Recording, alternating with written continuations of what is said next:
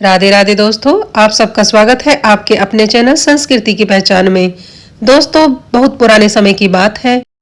गंगा माँ के शहर बनारस में ऋषि मुनि और पंडितों का तांता लगा रहता था। बात उन दिनों की है कि जब वहां पर साक्षरात चल रही थी, ज्ञान की प्रयोगिता चल रही थी। बहुत दूर दूर से ज्ञानी पंडित और विद्वान लोग वहां पर आ रहे थे। वहीं पर रहने वाले एक प्रसिद्ध पंडित जिनका नाम था कमलनाथ बहुत ही ज्ञानी थे और पता नहीं कहां कहां से शिक्षा ग्रहण करके आए थे। उनसे अभी तक कोई नहीं जीत पाया था। कितने ही श्रेष्ठ ब्राह्मण को उन्होंने अपने ज्ञान से हरा रखा था।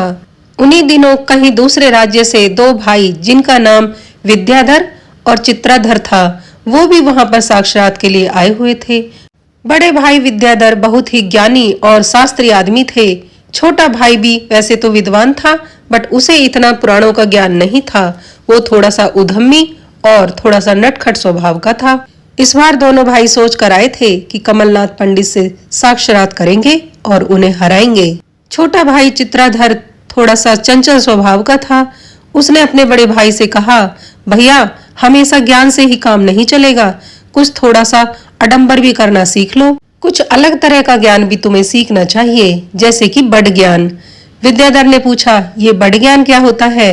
तो चित्रा ने मुस्कुराते हुए कहा, बड़ ज्ञान वो होता है भैया जो किसी शास्त्र की किताब में ना हो, ज्ञान की किताब में ना हो। कुछ अपने मन का ज्ञान, कुछ उल्टा सीधा ज्ञान, उसको बड़ ज्ञान बोलते हैं।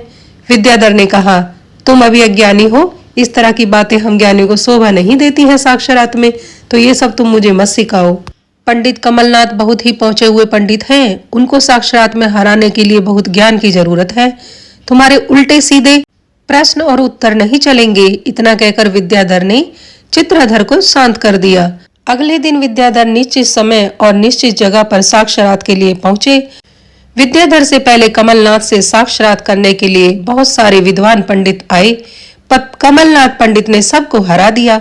कोई साक्षात में उनसे जीत न पाया। अब पंडित विद्याधर की बारी आई। पंडित विद्याधर उनके सामने बैठ गए और सवाल जवाब चलने लगे। दोनों अपने अपने ज्ञान पर टिके हुए थे। कोई किसी से हारने के लिए तैयार नहीं था। हर सवाल का जवाब मिल रहा था दोनों तरफ से। कमलनाथ पंडित ने देखा कि विद्याधर तो तुझसे हार ही नहीं रहा है, हर प्रश्न का उत्तर इसके पास है, तो उसने एक जुगत लगाने की सोची। कमलनाथ पंडित ने सोचा, ऐसे तो यह हारेगा नहीं, कुछ बड़ ज्ञान की बातें इससे पूछनी चाहिए जिससे ये परेशान हो जाए और हार जाए। यही सोचकर कमलनाथ ने अगला प्रश्न किया, कैसे खैया। विद्याधर के साथ साथ वहां पर उपस्थित सभी पंडित सोच में पड़ गए। सभी अपने पोती पत्रे खोल खोल कर उस प्रश्न का उत्तर ढूंढने लगे, पर कहीं पर भी कैसे खैया का कोई उत्तर नहीं था।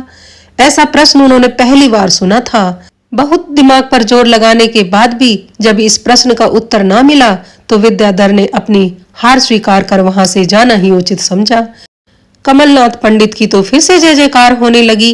वो फिर इस साल के श्रेष्ठ पंडित बना दिए गए। विद्याधर इधर अपने घर पहुंचे तो बड़े परेशान नजर आ रहे थे। चित्राधर उनके पास गया और उनके कुछ बोलने से पहले ही बोला, मुझे पता है भैया आप हार कर आए हैं पंडित कमलनाथ से। मैंने तो आपको पहले ही बोला था कि कुछ बड़ ज्ञान की बातें भी सीख लो। विद्याधर ने कहा, मैं तो पहले ही परेशान हूँ, मुझे और परेशान मत करो। चित्राधर भी अपने भाई को परेशान देखकर परेशान हो गए और अपने भाई से पूछा, भैया उन्होंने क्या प्रश्न किया था जिस प्रश्न से आप हार गए? तो विद्याधर ने उसको सारी बात बता दी। कैसे खैया, इसका उत्तर मैं नहीं ढूंढ पाया। भाई की बात सुनकर चित्राधर बोले, भैया इसका उत्तर मेरे पास है, कल मैं उससे साक्षात करने जाऊंगा और देखना मैं उसे उसी की भाषा में हरा कर भी आऊंगा।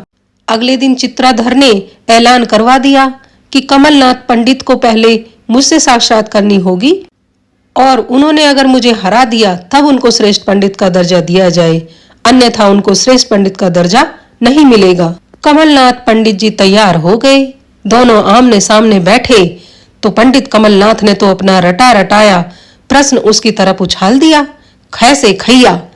चित्राधर ने जब यह सुना तो वो हंस पड़ा और बोला, पहले ही कैसे खैया, आपको तो प्रश्न ही करना नहीं आ रहा। सुनो इसका पूरा प्रश्न और पूरा उत्तर। पहले खे पे खेत जोतिया, बै पे बीज बोया, सै पे सिंचाई करिया, फिर धै से धान कटैया, फिर कैसे कूट कुटैया, फिर माँ से मांड मंडैया, फिर चा से चूल्हा जलैया, फिर पा से धान पकैया, फिर था से थाली लगैया, फिर बाद में खासे खैया। पहले खासे खैया कैसे हो सकता है? ना धान पकैया, ना धान लगैया, ना धान कटैया। ये है इसका सही प्रश्न और ये है इसका सही उत्तर। यह सब सुनकर पंडित कमलनाथ बगले झांकने लगे। वो अपने आप को शेर समझते थे, पर आज उनको सवा शेर मिल गया था। बस फिर क्या था, चित्राधर की जय जयकार होने लगी और उन्हें इस साल का श्रेष्ठ पंडित घोषित कर दिया गया। चित्राधर श्रेष्ठ पंडित बन गए और उनके बड़े भाई विद्याधर उनके श्रेष्ठ सलाहकार बने। इस तरह से दोनों भाइयों ने बनारस में अपना श्रेष्ठ और उत्तम पद ग्रहण किया। तो देखा दोस्तों, कई बार हमें सामने वाले की भाषा में ही उसी को जवाब देना पड़ता है। तो दोस्तों, आज की कहानी यहीं पर समाप्त होती है। कहानी कैसी लगी कृपया हमें कमेंट करके जरूर बताएं। कहानी थोड़ी सी भी अच्छी लगी हो तो एक लाइक कर दें। चैनल पर नए हैं तो चैनल को सब्सक्राइब कर लें। ऐसी ही मनोरंजक कहानियों के साथ मैं सीमा यदुवंशी आप सबके सामने फिर हाजिर होंगी। राधे राधे।